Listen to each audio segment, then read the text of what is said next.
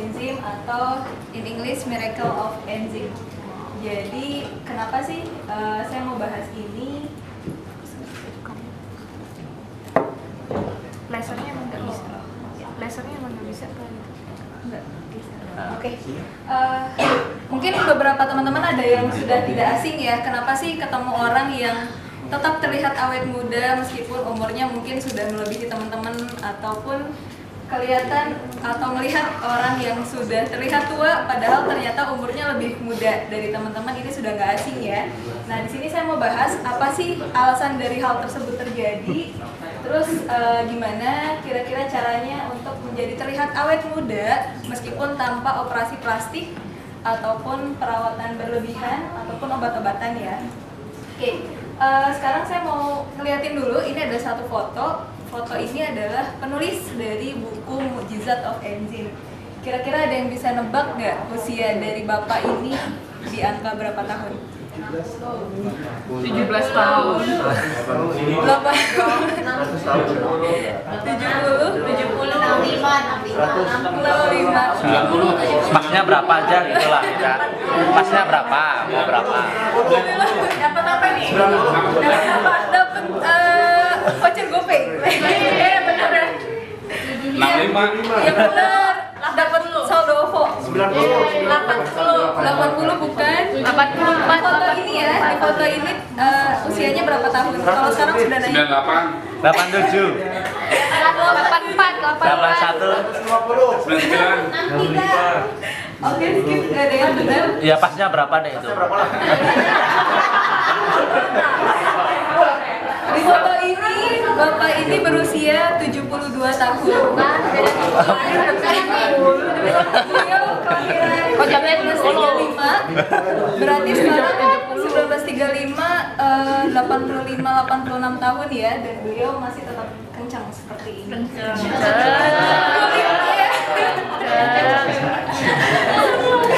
Oke,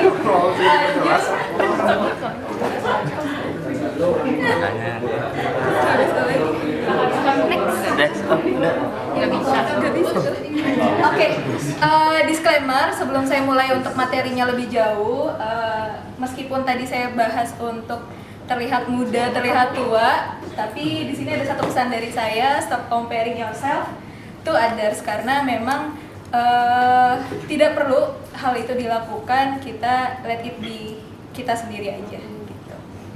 Lanjut, next. Oke, satu, kenapa ya kira-kira ada orang yang kelihatan tua dan kelihatan muda padahal usia mereka sebenarnya sama di antara keduanya ini? Jawabannya adalah satu, karena adanya proses dari penuaan. Nah, terus apa itu penuaan? Penuaan adalah merupakan suatu proses penuaan yang terjadi jauh lebih cepat sebelum proses penuaan itu sendiri. Makanya ada orang yang proses penuaannya melambat, ada juga yang cepat. Lalu bagaimana sih caranya merawat penuaan agar menghindari atau terhindar dari penuaan dini itu sendiri? Caranya adalah dengan perawatan tubuh dan jiwa atau hati yang dapat dilakukan bersamaan untuk mencapai goals ini. Jadi apabila salah satunya tidak dilakukan, goals ini tidak akan bisa tercapai. Misalnya teman-teman udah effort perawatan 100%, tapi hati kalian tidak bahagia, nah itu nggak akan bisa untuk dapat goals dari menjaga atau mencegah penuaan dini. Lanjut, oke. Penuaan itu apa sih? Untuk lebih lanjutnya, penuaan sendiri itu sebenarnya dasari karena adanya pelemahan dari kekuatan enzim itu sendiri. Enzim itu apa sih? Enzim adalah nama untuk katalis protein yang dibentuk dalam sel makhluk hidup. Enzim ini terlibat dalam semua kegiatan yang diperlukan untuk mempertahankan kehidupan. Salah satunya atau salah tiganya ada untuk pencernaan, ada untuk detoksifikasi, ada untuk pembuangan. Singkatnya, analoginya kalau misalkan teman-teman punya mobil tapi bensinnya itu kurang atau olinya kurang, pasti kan mobilnya nantinya tidak akan berfungsi dengan baik. Begitu juga dengan enzim, nantinya akan mempengaruhi pencernaan, detox, dan pembuangan itu sendiri. Oke, next. Oke, faktanya sebenarnya menurut Profesor sebentar saya lupa namanya. Profesor Hiromi, sorry. Faktanya menurut Profesor Hiromi, di dunia ini itu tidak ada orang yang tampak lebih muda daripada usia sebenarnya. Yang ada hanyalah orang yang sesuai dengan usia sebenarnya dan orang yang kelihatan tua dari usia sebenarnya. Jadi memang kalau teman-teman melihat ada yang lebih kelihatan awet muda, ya itulah seharusnya orang berada di usia tersebut, ya terlihatnya seperti itu, bukan dia awet muda menurut Dokter Hiromi. Lanjut, oke. Jadi gimana sih caranya agar teman-teman merawat si enzim ini berjalan dengan baik atau semestinya agar tidak terjadi penuaan dini? Nanti akan saya sebutkan ada 7 poin, tapi ini poin yang pertama itu adalah pola makan yang baik. Faktanya menurut Dokter Hiromi, usus sama muka itu ternyata ada korelasinya. Jadi kita bisa melihat orang yang raut wajahnya baik, biasanya raut ususnya juga baik. Dan orang yang raut ususnya buruk, raut wajahnya juga buruk. Nah ini sebenarnya bisa kita kelola dengan salah satunya adalah mengurangi makanan yang teroksidasi. Jadi setelah makanan itu sudah dimasak, upayakan untuk segera dimakan. Makanya kenapa ada istilah namanya fast food. Fast food itu nggak bagus ya untuk kesehatan tubuh karena dia sebenarnya punya oksidasi yang besar karena dia dimasak di suhu yang sangat panas. Kemudian ada juga untuk tips terkait makan daging. Jadi sebenarnya kata Dokter Hiromi, ikan itu hanya boleh dimakan 2 kali dalam 1 minggu. Tapi kalau untuk protein hewani itu boleh dimakannya hanya 1 sampai 2 kali dalam sebulan. Jadi boleh dilihat yang diet harusnya seperti itu menurut Dokter Hiromi. Nah makanya boleh kita lihat yang VG, yang VG gimana terlihat awet muda atau tidak? Buka dulu maskernya. Nah itu makanya mungkin VG juga bagus ya. Kenapa orang-orang VG itu terlihat awet muda? Mungkin karena salah satunya tidak mengkonsumsi daging terlalu banyak. Oke. Nah jika teman-teman melakukan hal ini, informasi dari Dokter Hiromi, kondisi usus nantinya akan membaik setelah 3-6 bulan apabila menerapkan pola makan seperti ini. Next, selanjutnya. Oke. Yang kedua, untuk mengelola enzim agar baik itu adalah dengan minum air putih yang cukup. Kebutuhan cairan tiap orang itu berbeda-beda. Di sini sudah saya infokan untuk takaran air minum sesuai dengan berat badan masing-masing individu. Mulai dari 45 kilo, ini kebutuhannya hampir 2 liter dan seterusnya itu bisa disesuaikan. Air putih juga nantinya akan berpengaruh pada kekenyalan kulit ya, makanya kenapa disarankan juga oleh Dokter Hiromi untuk mengelola minum air putih. Oke, lanjut next. Pembuangan. Jadi pembuangan juga berpengaruh terhadap faktor pengelolaan enzim, gimana frekuensi buang air besar sebaiknya itu sehari, tapi berbeda lagi terhadap masing-masing individu. Nggak semua orang ada 1 hari 1 kali BAB ya, kadang ada yang 3 hari sekali dan seterusnya. Tapi ini rentang yang dianggap normal adalah antara 3 kali sehari hingga 3 kali seminggu. Kemudian pernapasan juga sangat berpengaruh terhadap pengelolaan enzim, di mana sebaiknya kita tidak menjadi perokok baik pasif ataupun aktif. Ada yang masih merokok di sini? Markus. Nah ini sebaiknya jangan, biar pengelolaan enzim kita itu normal ya. Kemudian menghindari juga paparan dari polusi. Olahraga gym bisa adalah olahraga secukupnya, di mana teman-teman olahraga itu bagus, tapi kalau olahraganya salah pilih juga itu akan mempengaruhi ke faktor penuaan teman-teman. Di sini ada video cuplikan gimana sih olahraga yang sehat. Olahraga gym bisa bikin cepat tua. Kenalin kesalahan latihan gym kalau kamu nggak mau kelihatan tua. Yang pertama, terlalu over dalam latihan berakibat tidak memperhatikan waktu istirahat. Dengan olahraga terus-terusan justru bikin hormon kortisol dalam tubuh meningkat dan efeknya tentu saja menyebabkan penuaan dini. Yang kedua, sering melakukan gerakan yang salah berakibat kulit keriput. Saat mengangkat beban berat, posisi yang salah bukan hanya membuat nyeri, akan tetapi dapat membuat otot meregang dan sel kulit pada tubuh akan melorot yang berakibat terjadinya keriput. Dan yang ketiga, tidak mengimbangi angkat beban dengan kardio. Tubuh ideal dan berotot adalah impian banyak orang, tetapi jika hanya melakukan angkat beban saja dan tidak diimbangi dengan kardio, akan memperlambat tingkat metabolisme yang tentu membuat sel penuaan datang lebih awal. Jangan lakuin ini kalau kamu nggak mau kelihatan tua. Komen di bawah hal apa lagi yang pengen kamu tahu. Oke, baik, di sini ada yang gym members. Markus. Wah lagi. Nah, ini berikut ada tips untuk olahraga, gimana sih olahraga yang ideal untuk menjaga dari penuaan dini. Olahraga. Kemudian nomor 6, istirahat dan tidur yang baik dan cukup. Di sini disarankan kita itu tidur 8 jam sehari, tidak boleh kurang, tidak boleh lebih sebaiknya. Kenapa? Karena kalau teman-teman kurang tidur ataupun kelebihan tidur, kadang otak tidak bekerja dengan baik. Itulah kenapa ada kadang kita suka ngelamun, tidak fokus dan semacamnya. Ini diakibatkan dari pola tidur yang masih kurang baik. Selanjutnya nomor 7, perasaan bahagia.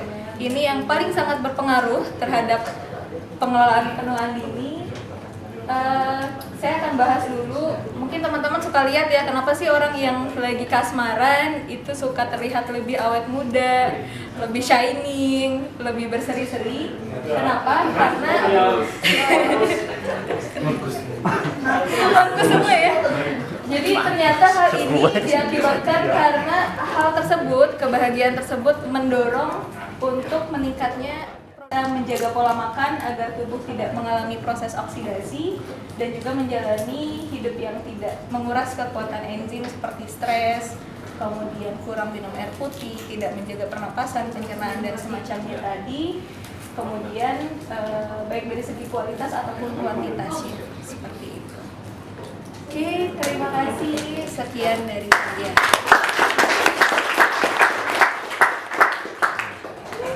Silakan apabila ada yang mau menanggapi, menambahkan, silakan.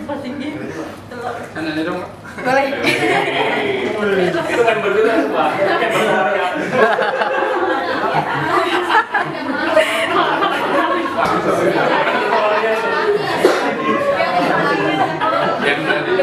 Yang di bagian makan tadi loh. Pola makan.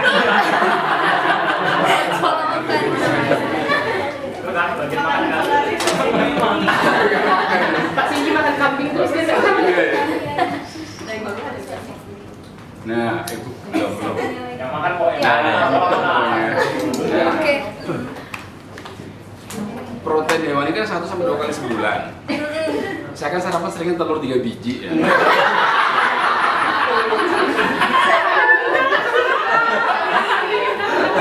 Jadi gimana?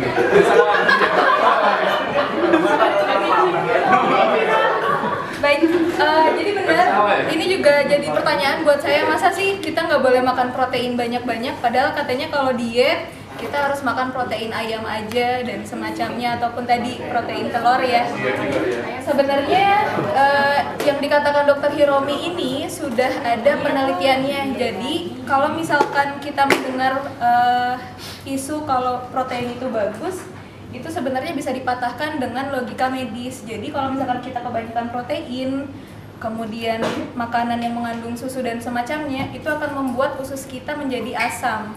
Jadi dari asam itu akan berkerut dan makanya ngaruh ke look dari penuaan dini ini, seperti itu. Jadi kalau mau tahu lengkap bisa dibaca bukunya, nanti saya beliin. Gitu teman-teman. Jadi ini yang dikatakan Dr. Hiromi itu berdasarkan penelitian yang sudah sangat terbuka. Ini aja. Jangan Pak.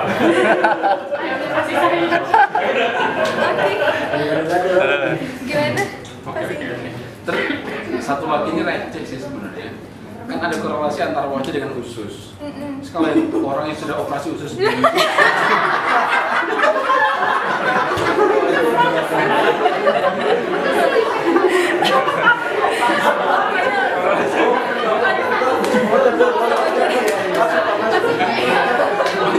Oke, usus buntu sebenarnya kan tindakan usus buntu itu hanya untuk mungkin ya ada yang dipotong atau dibenerin, tidak mempengaruhi terhadap fisik dari ususnya itu sendiri. Jadi kalau teman-teman ususnya sudah rusak, kayak berkerut dan semacamnya, itulah yang akan berpengaruh. Kalau panjang atau pendeknya usus itu tidak berpengaruh. Oke, lanjut, ada lagi pertanyaannya. Yang receh-receh nggak apa-apa, biar saya nggak susah mikirin. Genetik itu pengaruh nggak ya? Terhadap Iya, penuaan sama awet muda. Karena kan kalau misalkan kita lihat nih ya, kayak keturunan barat nih, cenderung mereka di usia mungkin di saat remaja itu mereka akan lebih lebih boros daripada Asia. Tapi ketika kita udah sama-sama dewasa kayak mereka kan stuck di situ nih, kita yang kayak menua secara ini kan, seiring berjalan waktu kita yang menua, tapi mereka kayak segitu-segitu aja. Segitu-segitu aja. Oke, baik. Jadi apakah gen itu berpengaruh? Tentunya iya. Kenapa? Karena dari gen kedekatan antara keluarga dan keluarga intim ya, maksudnya itu kan nanti akan mempengaruhi juga dari pola makan, kemudian kebiasaan mereka. Nah biasanya kalau sudah satu keluarga itu kan akan sama-sama aja ya, karakter untuk makannya, kemudian kebiasaan dan lain-lain itu akan sama. Makanya ya udah rata-rata nggak jauh beda gitu antara keluarga ini, oh pasti anak-anaknya kayak gini, keluarga ini oh akan awet muda. Itu sih sebenarnya yang lebih pengaruh. Tapi sebenarnya kalau dari logika medis kembali lagi ke ususnya sendiri. Gitu. Jadi bisa dikatakan sebenarnya ada alasan yang rasional kenapa sih satu keluarga kok kayak gini sama gitu. Oke. Baik, sudah tidak ada. Boleh. Silakan Mbak Nadia. Pak, ini kan ada saran bahwa ikan hanya memakan 2 kali pada protein hewani 1 sampai 2 kali sebulan. Nah, ada referensi lain nggak untuk kita asupan proteinnya sebagai apa? Kemudian protein sendiri untuk sel pembangun di dalam tubuh itu kan juga penting ya. Nah, dari Pak Halimah Sempurna itu ada nggak sih saran untuk kita gali selain ikan dan protein hewani? Oke, baik. Pertanyaan yang cukup berat. Jadi kalau teman-teman sudah baca buku ini secara komplit dan mau tahu kelanjutannya, itu Dr. Hiromi buat buku lanjutan dari Mukjizat of Enzim ini. Jadi nantinya di buku satunya lagi itu ada salah satu resep yang dia buat dengan istrinya, gimana sih agar caranya tetap terlihat awet muda. Jadi di dalam buku itu sudah diinformasikan apa aja sih makanan-makanan yang direkomendasikan untuk relate sama buku ini. Gitu. Nanti boleh dibaca lagi atau jadi materi berikutnya untuk FFS kita. Sama-sama. Baik. Ada lagi? Pak Singgi? Kafe.